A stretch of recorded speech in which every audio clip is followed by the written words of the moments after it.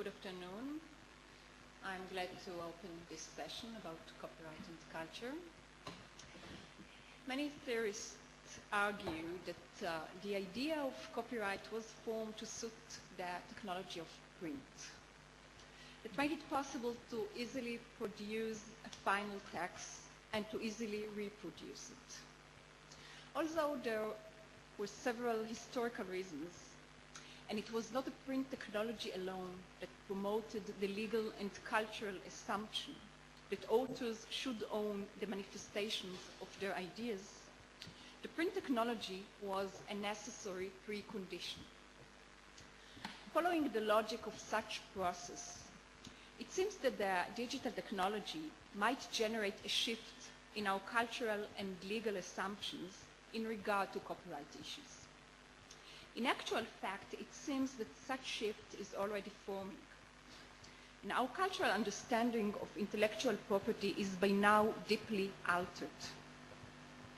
Yet it seems that the legal understanding and practice of the construction of property has not changed much in the age of electronic media. The gap between the law and what might be called the cultural knowledge or understanding is growing wider. And this gap needs to be addressed by many: creators, readers, thinkers, viewers, and academics. As to academics, let me stress once again what is well known and was stressed during this conference before.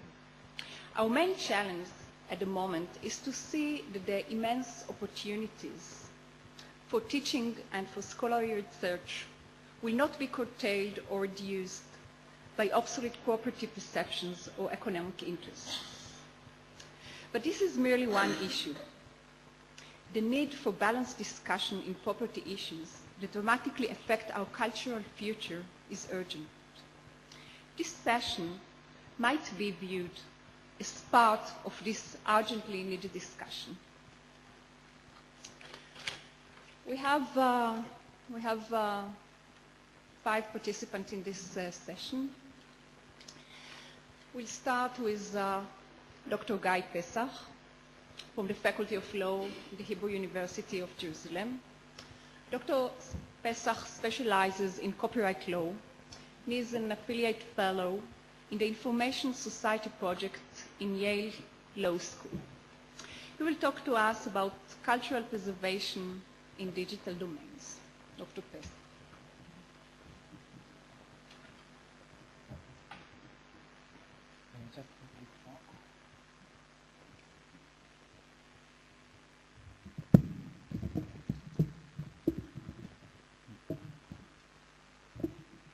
Okay. Thank you, Shulamit. I will speak about cultural preservation in digital domains. I had only one slide which was not preserved in our current cultural heritage, so I'll try to cope without it. My interest in digitization and cultural preservation began with another research proposal. It was a research proposal about art museums and the digitization of their collections. When I faced this research, obviously copyright law issues occupied a considerable amount of that research, and I was facing questions such as, what rights and powers do museums have regarding digitization of their artworks, especially of works that are not yet in the public domain, or works which museums own only the original tangible objects? A second question was, should museums have their own independent copyright in digital reproductions of existing cultural works? Then there was also the issue of privatization. What principles should govern and guide us regarding the privatization of museums' digital images collections by commercial entities such as Getty Images or Corbis of Bill Gates? And above all was the question of access and usage rights to which society at large is entitled when it comes to digital artifacts of cultural works. So I began with this initial framework, but quite soon I realized that such a research proposal might face two preliminary obstacles that can question its relevance, or maybe the financial grant that I received. The first question was the shortcomings of copyright law in providing useful coordinating guiding lines for questions such as cultural preservation. Copyright law seemed lacking both as a matter of practical positive law and with regard to its theoretical foundations. The second obstacle derived from my initial decision to take existing cultural institutions such as museums as the benchmark for a legal analysis of what could be broadly described as digital cultural preservation. Once transformed into digital domains or digital modes of production, it seems that new communication technologies provide us with other alternatives, some of them more pluralistic and democratic, for example, the lecture of Niva, regarding what can be described as the continuous process of documenting, preserving, having access to, and using digital artifacts of cultural works. And I might add right now that that's the closest that I can get in trying to offer a tentative definition for what cultural preservation is.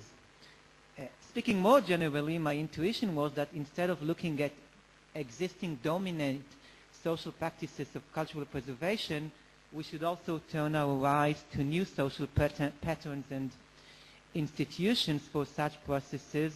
And I shall mention only one example from many current ongoing projects, and I'm referring to the Caltural project at Tel Aviv University, headed by Professor Ziva Ben-Porat.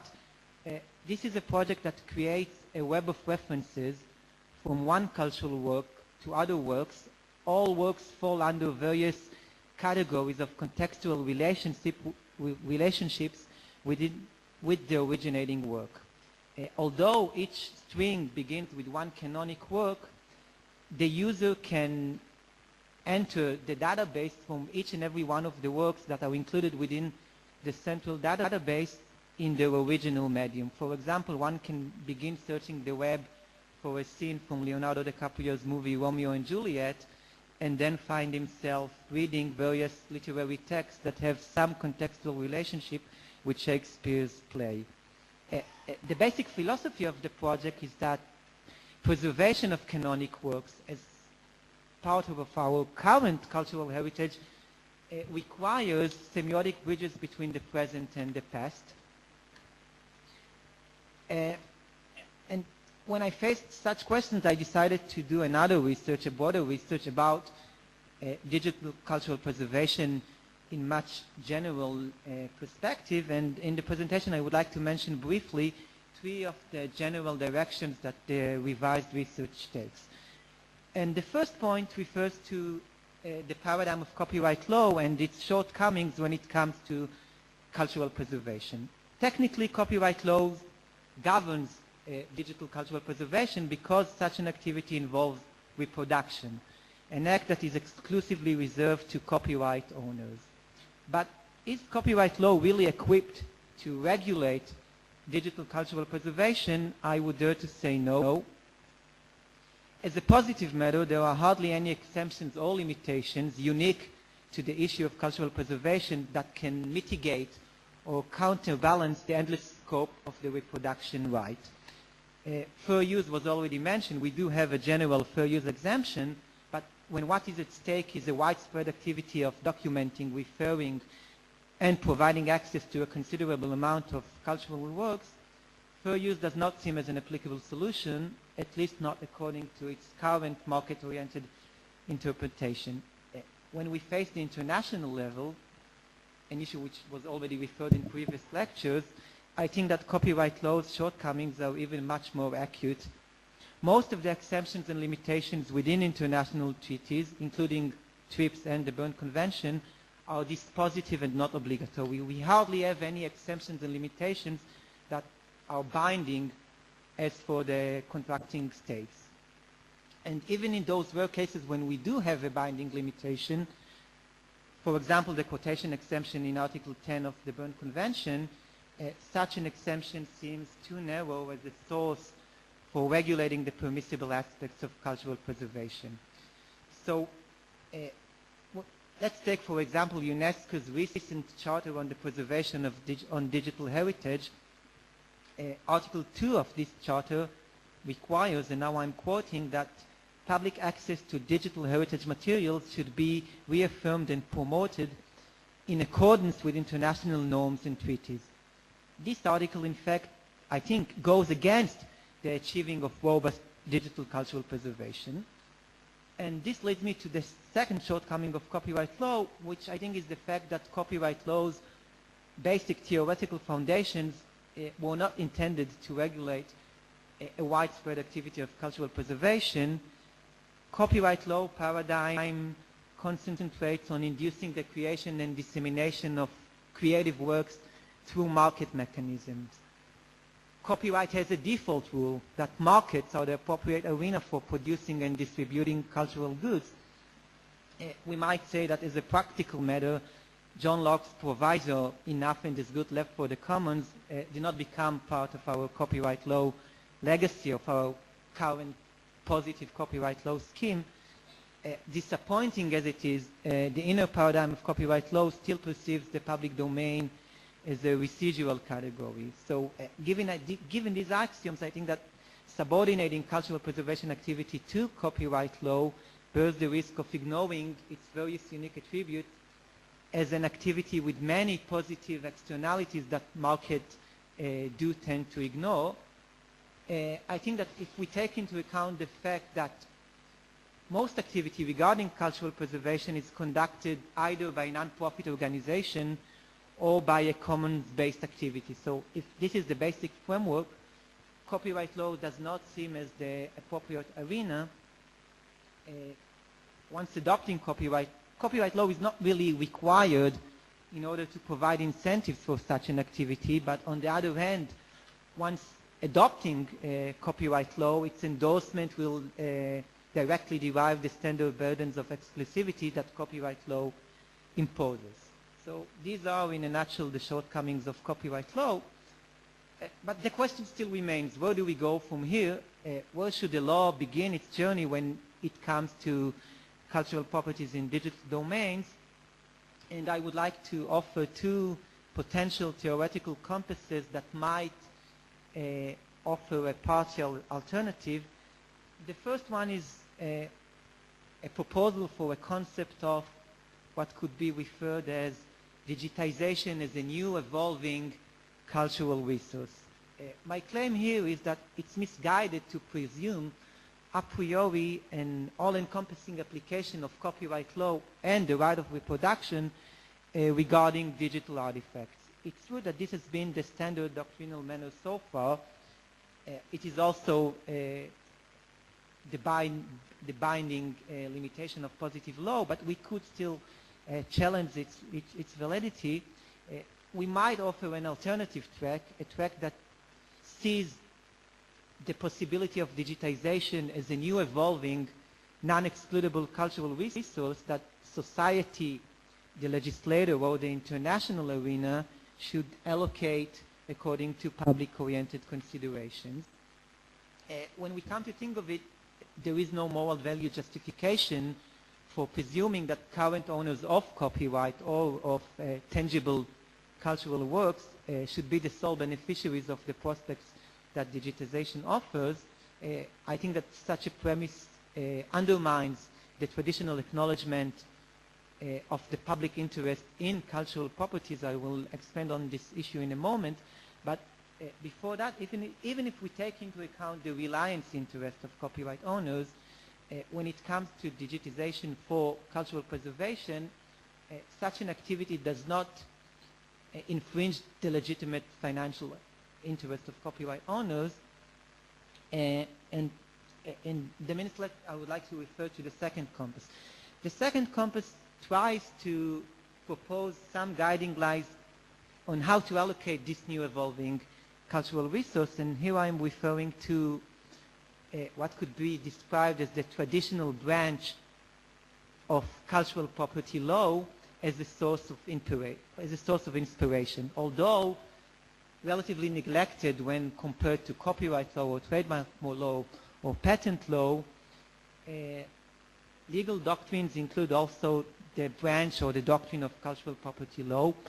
As a term, cultural property law reflects various international treaties, conventions, national statutory instruments, all of which are aimed to protect and preserve various categories of original, physical, tangible cultural works. As a theoretical paradigm, cultural property law has been developed mainly by Stanford professor of law John Henry Merriman. Merriman has emphasized the intrinsic expressive value of cultural property and the shared significance of cultural objects both to communities and to individuals within them. Merriman has also indicated two central elements of cultural property policy, which are preservation and access. It is for these goals that the state imposes, through cultural property law, duties and burdens regarding the acquisition, the management, and the distribution of cultural properties. And if I'm getting back to my issue, for our purposes, the importance of cultural property law lies in the fact that, as opposed to copyright law, it is a paradigm that intentionally subordinates the rights and powers of owners to the public interest. It is a paradigm that has a default rule that is opposite to copyright law's doctrinal structure. So if we approach the issue of digital cultural preservation from a cultural property law perspective, we might expect outcomes that are significantly different than just applying the standard doctrinal manner of copyright law. Now, truth has to be said, current conceptions of cultural property law have concentrated only on original, tangible, physical object, only on the painting that is at the museum or the sculpture that someone has, and not on artifacts, and certainly not on digitized artifacts. But I think that digitized artifacts also embrace and magnify at least similar expressive aesthetical and historical values. So there shouldn't be any reason why the same principles that have governed the preservation of tangible cultural objects should not at least inspire the digital preservation. And if to be more practical, what I'm aiming at are specific exemptions or at least compulsory licensing schemes that would establish a commons of digitized cultural works. I must admit I have no practical solution how to overcome the Berne Convention or the TRIPS agreement, but my general recommendation is that with regard to cultural preservation activities, copyright law should accommodate itself to the traditional public interest in cultural properties. Now, before ending, I should add one more final remark. Traditional notions of cultural preservation and cultural heritage are problematic notions. One might even say dangerous notions. These are notions that are not well adjusted into a pluralistic, democratic conception of culture. They are based on a centralized, top-down approach toward culture. Someone, more specifically usually the state or state-supported institutions such as museums, are given the power to decide who will enter the pantheon of preservation. According to such notions, the landscape of history and the landscape of culture is fairly static, with some nationalistic or even elitist attributes. I think that when we approach digitized cultural preservation, it offers us a brighter future, because once we depart from the original tangible cultural work, preservation and heritage could easily become values that merge and converge into broader circles of meaning-making processes, what Jeremy Walden calls, although in another context, a kaleidoscope of cultures, and I would add an ongoing experience of culture, as opposed to the traditional conception of cultural heritage. Culture has no clear-cut boundaries between past and present. Cultural heritage is rather a part of people's ongoing, dynamic, personal and intellectual experience. So the above-mentioned dark side of traditional cultural property law should not deter us from adopting its inspiring aspects instead we could adopt the public-oriented underlying assumptions of cultural property law while trying to make way for a new understanding what cultural preservation is and should be. The next step would be using the public interest in cultural property as a source for adjusting copyright law to this unique category of cultural activity. The only remaining question goes back to Amit's question in the previous panel, whether international treaties would really adopt such an approach that tries to inject a dose of cultural property public interest into copyright law regarding cultural preservation. Thank you.